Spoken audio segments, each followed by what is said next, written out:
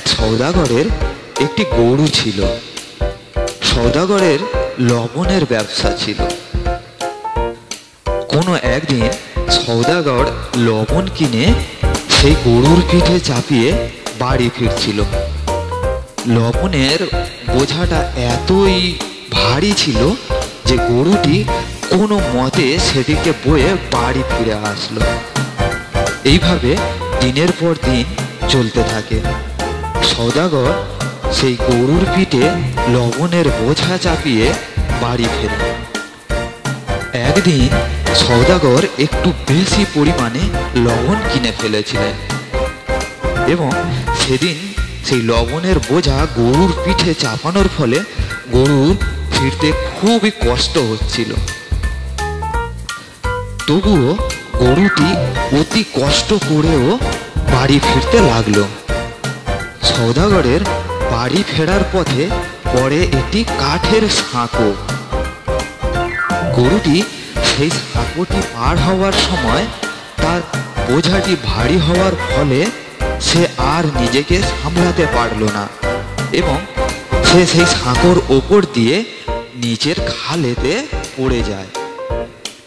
খালেতে পড়ে যাওয়ার ফলে লবণের বস্তাগুলি থেকে অনেকটাই লবণ জলে গলে যায় এবং গরুটি কোনো রকমে আবার সেই খালে থেকে উপরে ডাঙায় ওঠে এবং ডাঙায় ওঠার পরে গরুটি বুঝতে পারে যে তার লবণের বোঝা অনেকটা হালকা হয়ে গেছে, কারণ তার পিঠের যে লবণের বোঝা থেকে অনেকটাই লবণ তো জলে গুলে গেছে।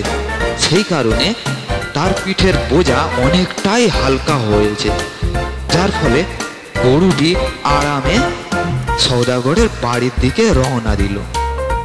সেই দিন সওদাগরের অনেকটাই ক্ষতি হয়ে গেছে। তেমনি একদিন সওদাগর আবার লবণ কিনেছে এবং সেই গরুর পিঠে চাপিয়ে দিয়েছে।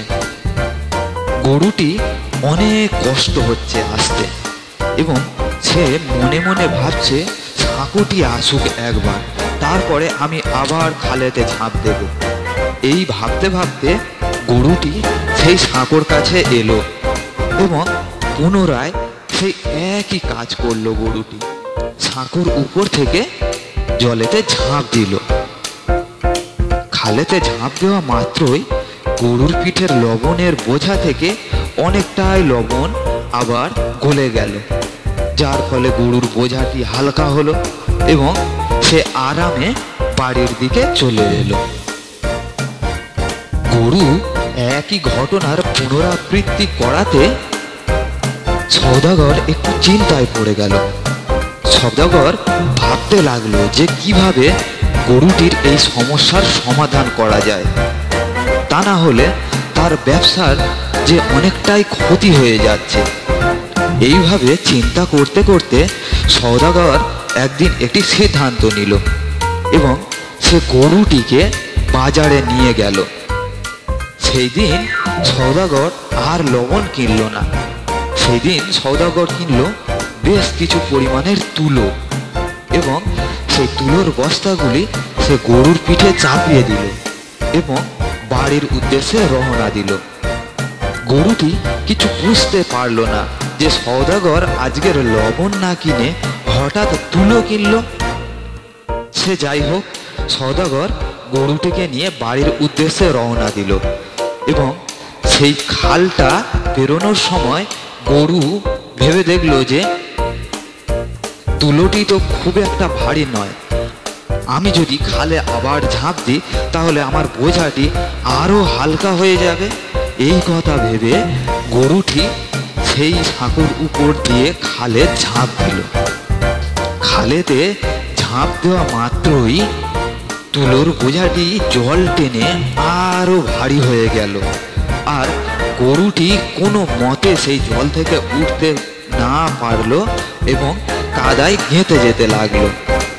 এবং সেই সময় সওদাগর মনে মনে বলতে লাগলো, গরু তুই সত্যিকারের গরু, এইবারে বোঝ, তোর বুদ্ধি বারে বারে আমার ক্ষতি করে, এইবারে বোঝ।